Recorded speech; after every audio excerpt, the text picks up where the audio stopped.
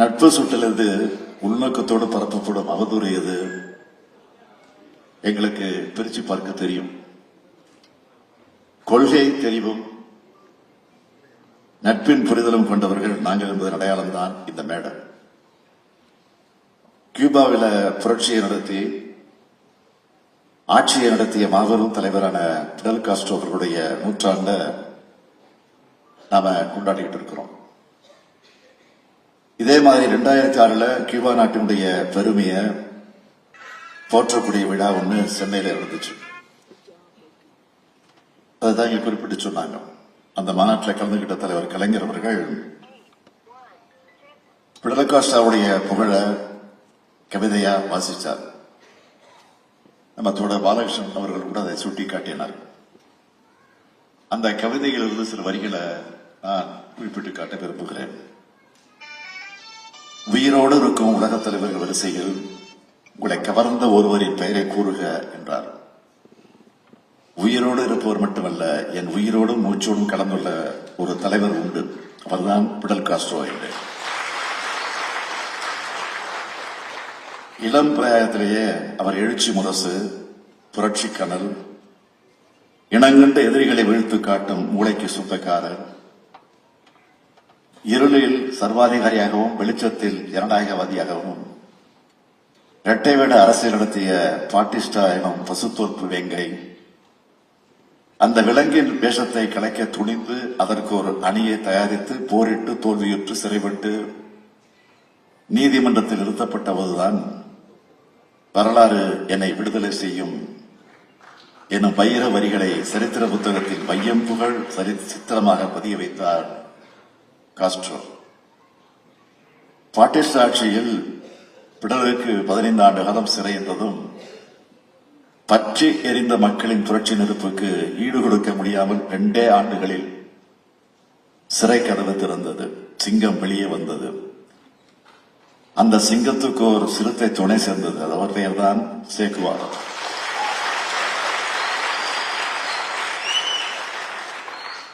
Cuba சின்னஞ்சிறிய நாடு. ஆயிரக்கணக்கான தீவுகளை கொண்ட அழகிய தேன்கூடு. தேன்கூடு என்று ஏன் சொல்லுகிறேன் தெரியுமா? தெரியாமல் அமெரிக்கா கை வைக்கும் போதெல்லாம் கொட்டிவிடும் தேனீக்கள் கியூபாவின் மக்கள். அந்த கூடு காக்கும் காவல்காரன் தான் பிடல் காஸ்ட்ரோ. நல்வாழ்வு சட்டங்கள் பலவும், மக்கள் நலம் பெருக்கக்கூடிய சாதனைகள் பலவும், இல்வாழையும் துறந்த லட்சியத்துக்காக வாழ்ந்திடும் காஸ்ட்ரோவின் புகழ்மிகு வரலாற்றின் பொன்னேடுகளாய் புதிய புதிய பக்கங்களாய் புரண்டு கொண்டே இருக்கின்றன.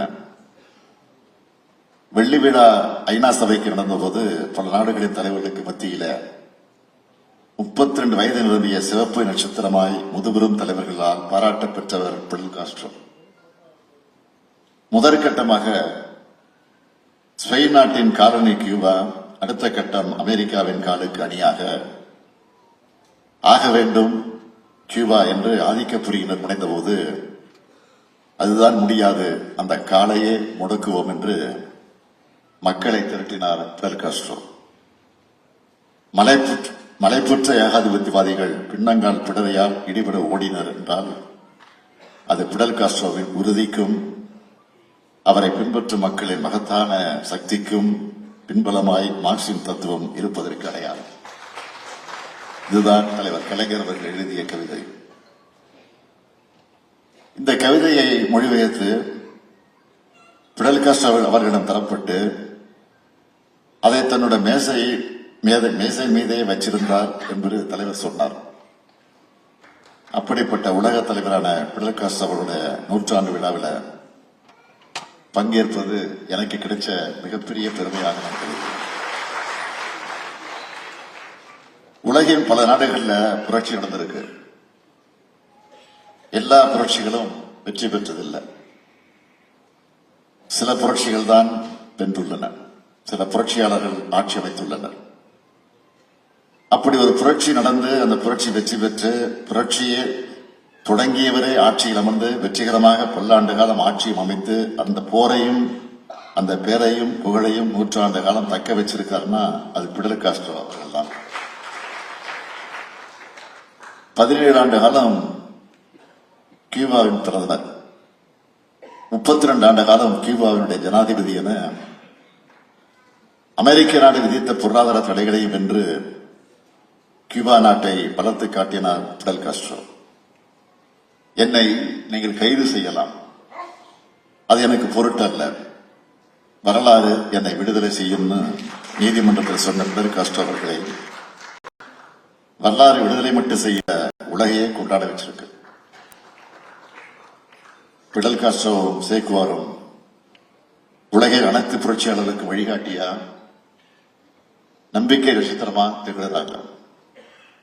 மார்க்சும் ஏங்கல்ஸும் இருந்தது அறிவு நட்பு, பிடலுக்கும் சேக்குவாருக்கும் இருந்தது புரட்சி நட்பு. ஒரே கொள்கையை தாங்கிய இரு போராளிகள் அவர்கள். உலகின் பல கொள்கைவாதிகளுக்கும் புரட்சியாளர்களுக்கும் இன்றும் அவங்க வழிகாட்டியாக இருக்காங்க. பிடல் காஸ்ட்ரோவின் வரலாறும் முழக்கங்களும் இப்ப உலகம் முழுக்க தேவையா இருக்கு. இந்த கூட்டத்தில் சோசலிச கியூபாவை காப்போம், ஏகாதிபத்திய சதிகளை முறியடிப்போம் முழக்கமா முன் வச்சிருக்கீங்க. உலகம் முழுக்க நடைபெறும் ஏகாதிபத்திய சதிகளை முறியடிக்க வேண்டிய நெருக்கடி இப்ப இருக்கு. ஏகாதிபத்திய சதிகளை என்பது ஏதோ போர் தொடுப்பதால் மட்டும் ஏற்படுவதல்ல. இந்தியாவுக்கு 50 விழுக்காடு வரிய அமெரிக்கா பிறப்பித்துள்ளதும் இதே போன்ற செய்திதான். இதை ஒன்றியத்தை ஆளும் பாஜக அரசு கடுமையா எதிர்த்தாகும். இது குறித்து வெளிப்படையான பதில ஒன்றிய பாஜக அரசும் பிரதமர் மோடி அவர்களும் பதிவு செஞ்சாகணும்.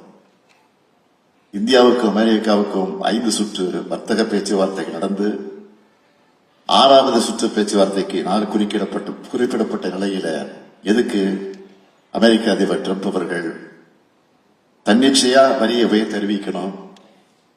இந்தியா பாகிஸ்தான் போற நான் தான் நிறுத்தினு ட்ரம்ப் திரும்ப திரும்ப சொல்லிட்டு இருக்கிறார். அது தொடர்பா இந்திய நாடாளுமன்றத்தோட இரு அவைகளிலும் எதிர்க்கட்சிகள் கேள்வி கேட்டா பிரதமர் மோடி பதிலே சொல்லல. இது அவருடைய பலவீனத்தினுடைய அடையாளம். ஆனா கியூபாவின் அதிபராக இருந்த பிடல் காஸ்ட்ரோ பலத்தின் அடையாளமா இருந்தார். அந்த நாட்டின் பாதுகாப்பு அரணாக இருந்தார். அந்த நாட்டு மக்களுக்கு காவல் அரணாக இருந்தார். அதனால உலகத் தலைவரின் அடையாளமாக இருக்கிறார். பிடல் காஸ்ட்ரோ அவர்களின் 100ஆண்டு விழாவில் அவர் புகழ் வாழ்க வாழ்க வாழ்க என்று வாழ்த்தி ஏகாதிபத்திய சதி செயல்களை எதிர்கொள்ள நாம் அனைவரும் ஒற்றுமையுடன் இதே தோழமையுடன் எந்நாளும் இருப்போம் என்று கூறி விடைபெறுகிறேன். நன்றி.